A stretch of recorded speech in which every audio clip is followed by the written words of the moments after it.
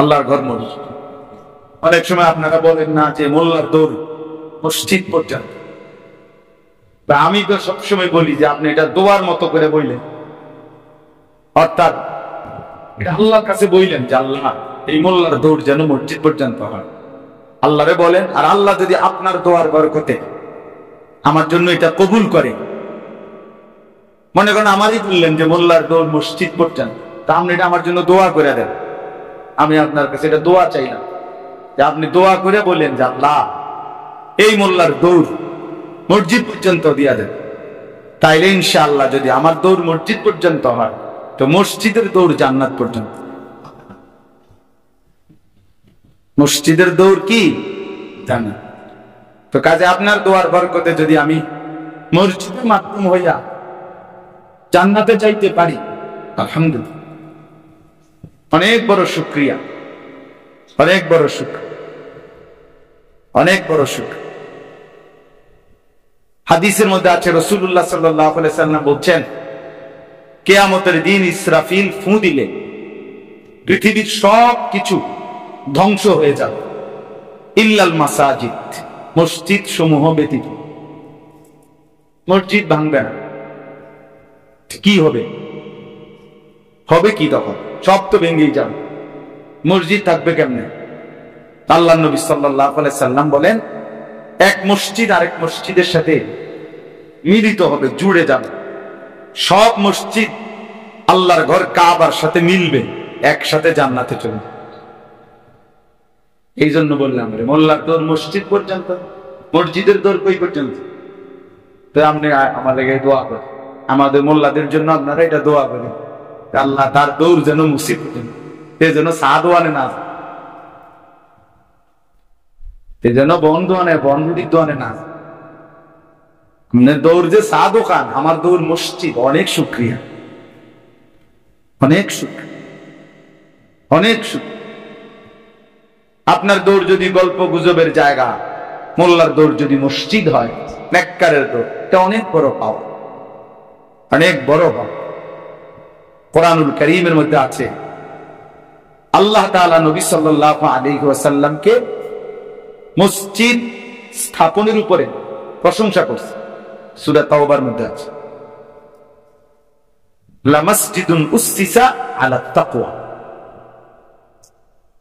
মসজিদের কথা আল্লাহ তাআলা নিজে বলছে কোরআনে, ইন্নামা ইয়া'মুরু মাসাজিদাল্লাহ মান আমানা বিল্লাহি ওয়াল ইয়াউমিল আখির। আল্লাহ বলেন, আল্লাহ এবং আখিরাতের প্রতি যারা পূর্ণ ঈমান রাখে তারাই মসজিদ সমূহ আবাদ করে। মুআজ্জাজ মুহতারাম হাজিরিন, আজকের এই ইসলাহি মজলিসে আমরা আল্লাহর ঘরেই বসছি, আলহামদুলিল্লাহ। এটা অনেক বড় ইহসান, আল্লাহর ঘরে বসতে পারা, সময় কাটানো, কিছুক্ষণ অবস্থান করা, এটা একটা বড় নিয়ামত। নবী সাল্লাল্লাহু আলাইহি ওয়াসাল্লাম বলছেন, আহাব্বুল বিলাদে ইলাল্লাহি মাসাজিদুহা। আল্লাহর নিকটে সবচেয়ে প্রিয় জায়গা, মহব্বতের জায়গা মসজিদ সমূহ। আরেক হাদিসে আছে, খায়রু বিকাইল আরদ আল মাসাজিদ। জমিনের মধ্যে সর্বোৎকৃষ্ট ভূমি, সর্বোত্তম জমিন মসজিদ, মসজিদের জন্য। রাসূলুল্লাহ সাল্লাল্লাহু আলাইহি ওয়াসাল্লাম বলছেন,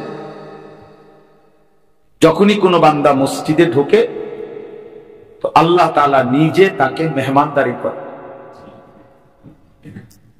তাহলে আল্লাহ মেহমানদারি করে।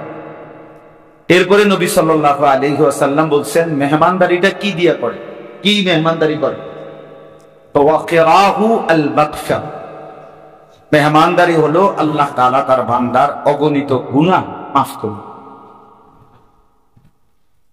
মাফ করুন। রাসূলুল্লাহ সাল্লাল্লাহু আলাইহি ওয়াসাল্লাম বলছেন, 7 ধরনের ব্যক্তিকে আল্লাহ তাআলা হাসরের দিন আল্লাহর আরশের ছায়া দান করবেন, রহমতের ছায়া।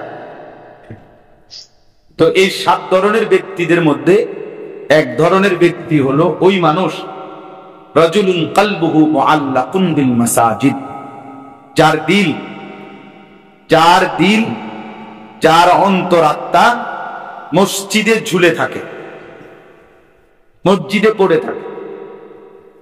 স্পষ্ট হাদিস, সব কিতাবেই এটা আছে। যার দিল পড়ে থাকে মসজিদে। মানুষ যেমন বলে মহব্বতে যে মা, যদিও ছিলাম বিদেশে একটা বছর, কিন্তু মনটা পড়েছিল আপনার কাছে। মানুষ যেমন বিবিকে, স্ত্রীকে বলে যদিও ছিলাম 6 মাস বাইরে, মনটা পড়েছিল তোমার কাছে। এই যে ভালোবাসা, মহব্বত, এই কথা বুঝাইতে গিয়ে মানুষ এই কথাটা ব্যবহার করে, আমার মন পড়েছিল তোমার কাছে, দিল পড়েছিল তোমার কাছে, অর্থাৎ তোমার কথা বারবার মনে পড়ছে।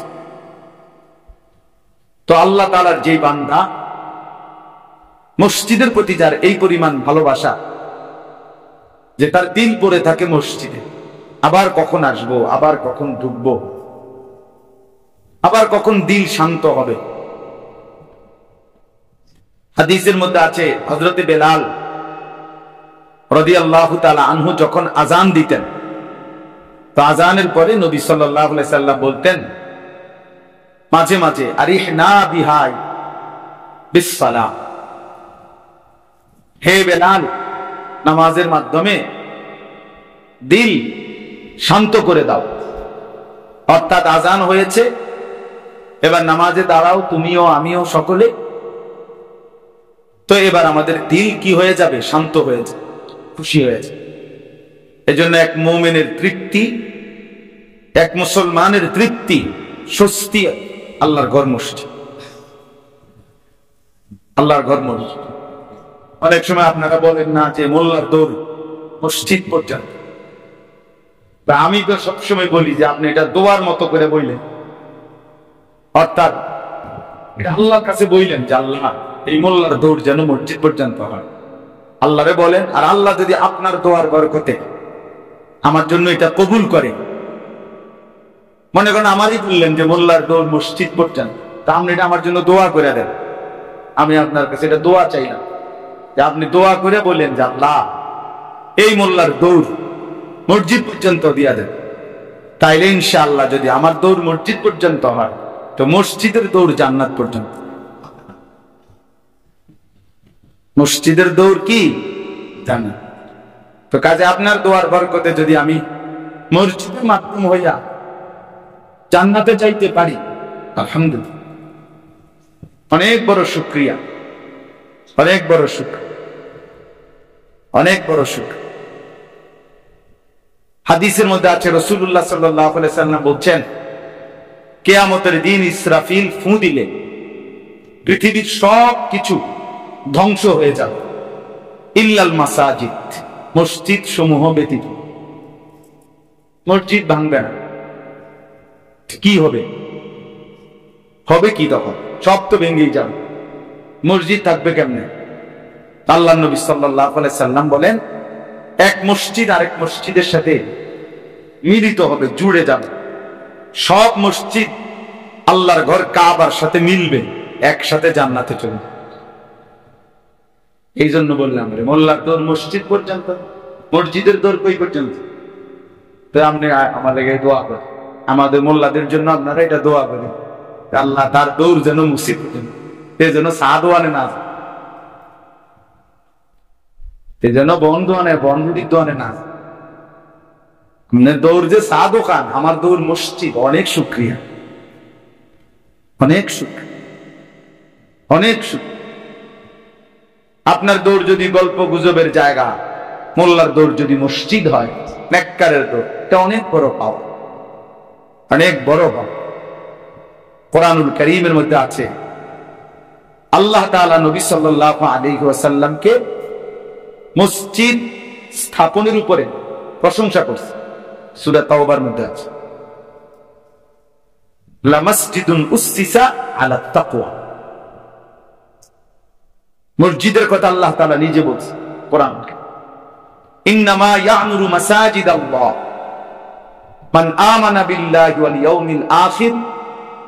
আল্লাহ বলেন, আল্লাহ এবং আখিরাতের প্রতি যারা পূর্ণ ঈমান রাখে, তারাই মসজিদ সমূহ আবাদ করে। আবাদ করে। আল্লাহ নবী সাল্লাল্লাহু আলাইহি সাল্লাম বলেন, প্রত্যেক মসজিদের ইন্না লিল মসজিদে আওতাদান, প্রত্যেক মসজিদের কিছু খুঁটি থাকে। খুঁটি, এই যে এখানে খুঁটি দেখেন, প্রত্যেক মসজিদের কিছু খুঁটি থাকে। আল্লাহ নবী সাল্লাল্লাহু আলাইহি সাল্লাম বলেন, ওই মসজিদের নিয়মিত মুসল্লিগণ ওই মসজিদের খুঁটি। অতঃপর সেই খুঁটির কোন খুঁটি যদি অনুপস্থিত থাকে, মানে কোন মুসল্লি নিয়মিত, তো আল্লাহর ফেরেশতা তাদেরকে তালাশ করে, যদি তালাশ করে অসুস্থ পায় তো তার জন্য শিফা, সুস্থতার দোয়া করে। বিপদগ্রস্ত যদি পায় তার পেরেশানি দূর করার জন্য, আফিয়তের জন্য, নিরাপত্তার জন্য আল্লাহর কাছে দোয়া করতে থাকে। এজন্য মসজিদের সাথে লেগে থাকা, মসজিদের সাথে ভালোবাসা, মসজিদের প্রতি দিলের টান, এটা অনেক বড় নিয়ামত, অনেক বড় নিয়ামত, অনেক বড় নিয়ামত আখিরাতের দৃষ্টিতে। এটা আল্লাহ যাকে পছন্দ করে তাকেই দান করে। যেন মসজিদের ইমাম অনেক দাম, মসজিদের মুয়াজ্জিন অনেক দাম। আপনার চোখে 3000 টাকা বেতন, আর সে আজিমের মালিকের চোখে অনেক দাম। আপনার চোখে বেতন নাই, আর সে আজিমের মালিকের চোখে হাসরের ময়দানে যার গর্দান সবচেয়ে উঁচা থাকবে সে হলো মুয়াজ্জিন। বেতন দিয়ে কিনবেন, আপনি টেরেটা পাইবেন হাসরের ময়দানে, তখন এরা চিনবেন মুয়াজ্জিনকে।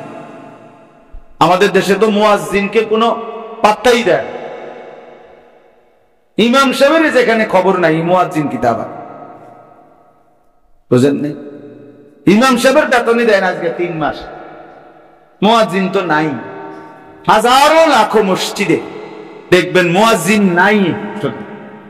এটা একটা ঝামেলা। ইমাম সাহেব উনি ইমাম, উনি মুয়াজ্জিন, উনি মসজিদ ঝাড়ু দিব, উনি মোটরের সুইচ দিবে, ওই যে ফানি উঠানে লেখা মোটরের সুইচ উনিয়ে দিবে, দরজা জানাটা উনি আটকে কিতা হুজুর নামাজে না কদ্দুর, এই কদ্দুরের লেগে মানুষ আবার আরো 2 জন রাখুন নামাজ কদ্দুরের লেগে।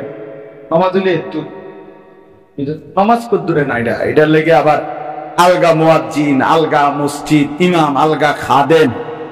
আমরা গরিব এলাকা হুজুর, এগুলা আমরা পারতাম। কিন্তু মাশাআল্লাহ টাইলস লাগাইতে লাগাইতে আর সভাপতি সেক্রেটারির শরীরটা টাইলস লাগানোর বাকি।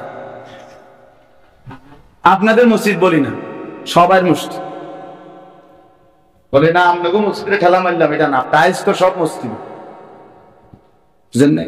বাথরুমে অত্যাধুনিক টাইলস, SS5 এর সবকিছু। অর্থাৎ এগুলিরে আরো আলটা মডার্ন করো, আরো করো, আরো করো। ইমাম সাহেব দরকার বদলাও, কিন্তু বেতন বাড়াইবা না। ইমাম সাহেব এতে কোন রকম নামাজ কদ্দুর, এটা একটা সাধারণ সালামেনা কদ্দুর ফিরান। দাদা কইছে বানতাম দান, বানতে আছি ও দাদান, মানে ভিজা দান। এবার এটাতে দান বাইর, চাউল বাইরও আর না বাইর, এটা বাইরে আনে না। তাহলে কোন রকম না বাপ, নামাজ কোন রকম, নামাজ শ্রেষ্ঠতম ইবাদত।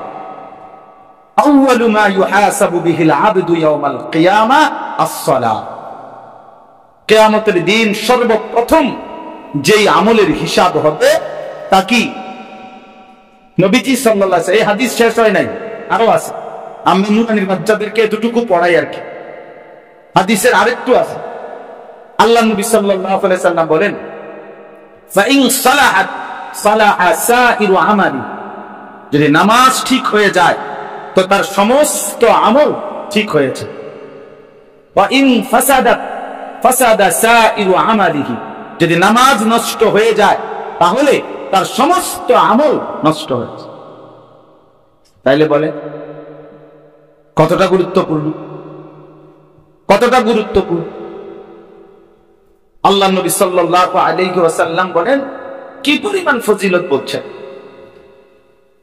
নামাজের ফজিলত বলতে বলছে কানাত লাহু নূরান, এটা নূর, বুরহানান, এটা হাসরের ময়দানে দলিল, নাজাতান ইয়াউমাল কিয়ামা, কিয়ামতের দিন এটা নাজাতের মাধ্যম।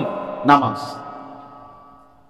নামাজ মান হাফাজা আলাইহা, যে নামাজকে হেফাজত করে, ওমান লাম ইউহাফিজ আলাইহা, যে নামাজের হেফাজত করে না, লাম ইয়াকুন লাহু নূরুন ওয়ালা বুরহানুন ওয়ালা নাজাতুন ইয়াউমাল কিয়ামা, তার জন্য হাসরের দিন কোনো আলো হবে না, দলিল হবে না, নাজাতের কোনো ব্যবস্থা হবে।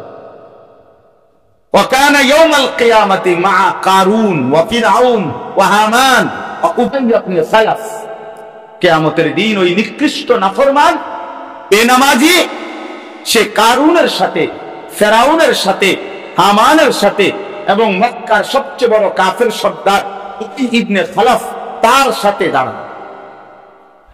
তাহলে এর চাইতে নিকৃষ্ট কাফেরের উপমা এই পৃথিবীতে নাই। এর চাইতে ভয়ঙ্কর কাফের ফেরাউন, নমরুদ, হামান, কারুনের চাইতে নিকৃষ্ট কোন কাফেরের উদাহরণ পৃথিবীতে নাই। আল্লাহ তাআলা তাদের সাথে বেনামাজিকে তুলনা করছে। হাসরে একসাথে দাঁড়াবে তারা, হাসরে একসাথে দাঁড়াবে। এজন্য কিশোর নওজোয়ান ভাইয়া তোমাদেরকেও বলি, ভাইয়া কেন জানি ভাল লাগছে মসজিদে ঢুকে, এই জন্য বললাম মসজিদের কথা।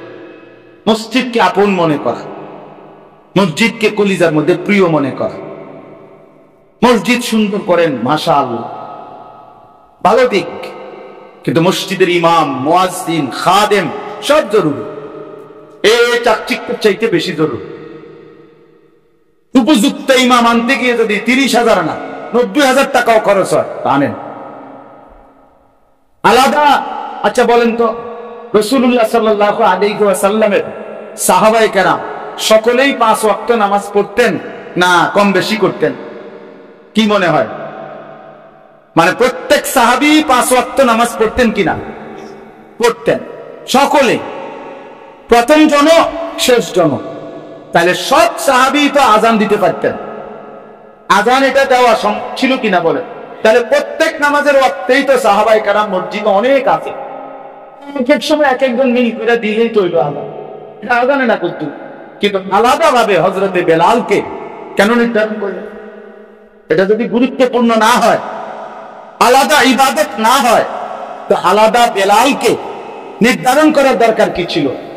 যখন যে সামনে পড়তো সবাই তো সাহাবী, একদম দিলেই তো হইতো। আমাদের দেশে আপনার এটা গুরুত্ব দেয় না, ইমাম মুয়াজ্জিন নাই মসজিদে। ওই মসজিদ কোথাও আছে বুড়া অসল একজন 200 বছর বয়স বুড়া মিয়া, বুঝেন নাই?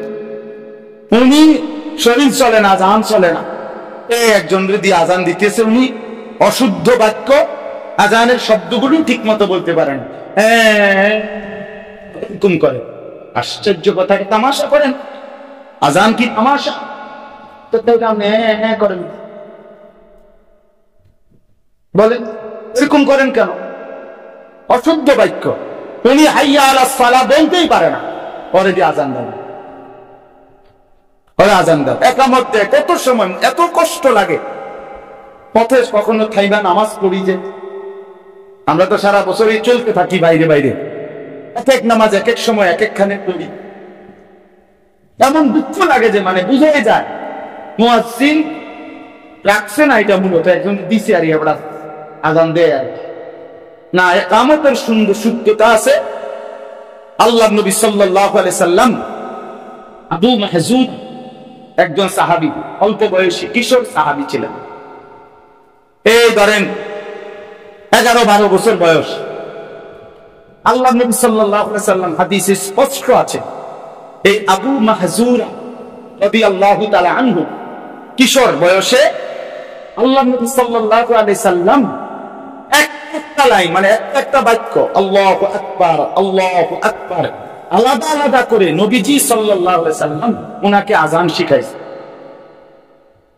এমনকি হাদিসে উনি বর্ণনা করছেন কোথায় টানতে হবে, কোথায় মিলাইতে হবে।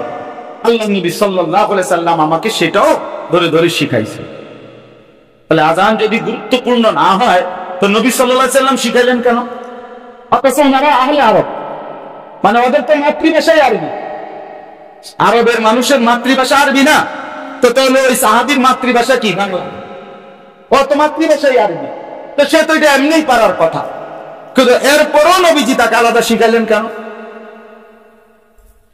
তাহলে এটা যদি গুরুত্বপূর্ণ না হয়, এই জন্য বাপ মসজিদকে কদর করবেন, ইমামকে কদর করবেন, মুয়াজ্জিনকে কদর করবেন, খাদেমকে কদর করবেন। বলেন ইনশাআল্লাহ। মসজিদের সবচেয়ে দামি মানুষটা, দামি মানুষ ওই যে ইমাম সাহেবের ওখানে যিনি দাঁড়ায়, আমি 1 মিনিট ওই ইমাম বা আপনারা যদি 1 মিনিট কল্পনা করেন তাহলে বুঝবেন, শুধু এটা ভাববেন যে ইতিপূর্বে ইমামের জায়গায় কে দাঁড়াইছে।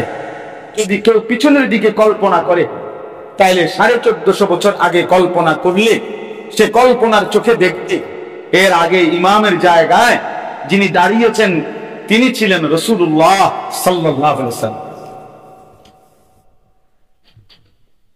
এটা নবীজি সাল্লাল্লাহু আলাইহি ওয়াসাল্লামের দাঁড়ানো মসনদ, সেখানে আজকে 1450 বছর পরে এই মানুষটা দাঁড়াইছে।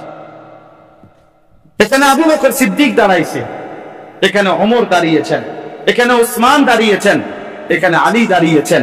তাহলে পৃথিবী বিখ্যাত, পৃথিবীর সর্বশ্রেষ্ঠ দামি মানুষগুলো মুসলমানদের মধ্যে ইমামের জায়গায় কি করছেন? তাহলে এটা যদি সম্মানিত পদ না হয়, এটা যদি ইজ্জত কোনো বিষয় না হয়, তাইলে এখানে দাঁড়াইলেন কেন? আল্লাহর নবী দাঁড়াইলেন কেন? সাহাবায়ে কেরামের মধ্যে শ্রেষ্ঠতম খলিফা সাহাবীরা দাঁড়াইলেন কেন? আল্লাহ আমাদেরকে বুঝার তৌফিক দান করেন। কুরআনুল কারীমের 6 নম্বর পারা 5 নম্বর সূরা, সূরা মাইদা, এই সূরার নাম। এই সূরার 3টা আয়াত 54, 55, 56 আমি তেলাওয়াত করেছি। সূরা মাইদা 5 নম্বর সূরা, 6 নম্বর পারা, এইটুকু তরজমা আপনাদের কাছে শুনাইতে চাই। আল্লাহ তাআলা আমাদেরকে তৌফিক দান করেন। শুরুতে আগে একটা ছোট্ট কথা বলে নেই, তাহলে বুঝতে সুবিধা হবে ইনশাআল্লাহ। আমাদের প্রিয় নবী সাল্লাল্লাহু আলাইহি ওয়াসাল্লাম দীর্ঘ 23 বছর মক্কা এবং মদিনায় কালেমার দাওয়াত দিয়েছেন, ইসলামের সার্বিক খেদমত করেছেন, দ্বীন প্রচার করেছেন, আল্লাহর জন্য হাজারো জুলুম, নির্যাতন, কষ্ট, অত্যাচার সহ্য করেছেন। মদিনায় যাওয়ার পরে প্রায় 57টি যুদ্ধ আল্লাহর নবী সাল্লাল্লাহু আলাইহি সাল্লাম পরিচালনা করছেন। 27টি যুদ্ধে সশরীরে অংশগ্রহণ করছেন। 30টা যুদ্ধ সাহাবায়ে কেরামকে সেনাপতি দায়িত্ব দিয়ে ওনাদেরকে যুদ্ধে রওনা করেছেন। এই 57টা যুদ্ধ পরিচালনা, এটার মেয়াদ হলো মাত্র 9 বছর। মানে 9 বছরে 57টি যুদ্ধের তদারকি করছেন, এর মধ্যে 27টি যুদ্ধে অংশগ্রহণ করছে। তো যদি এই 27টাও ধরা হয় 9 বছরে, তাইলে 3 নং কত? 27। তাইলে প্রতি 1 বছরে যুদ্ধ হলো কয়টা? গড়ে 3টা। একটা যুদ্ধ যাইতে আসতে, এরপরে যুদ্ধকালীন সময়ে লম্বা সময়। তাহলে রাসূলুল্লাহ সাল্লাল্লাহু আলাইহি সাল্লাম অবসর নিলেন কখন? বিশ্রাম করলেন। কুরআনুল কারীমের 30 পারা আল্লাহর পক্ষ থেকে এই 23 বছরে তিনি গ্রহণ করলেন। 24,000 বার, একটি বর্ণনা, বিশুদ্ধ বর্ণনায় জিবরাইল আলাইহিস সালাম আল্লাহর পক্ষ থেকে শুধু কোরআন নাজিল করেছেন নবীজির উপরে 24,000 বার।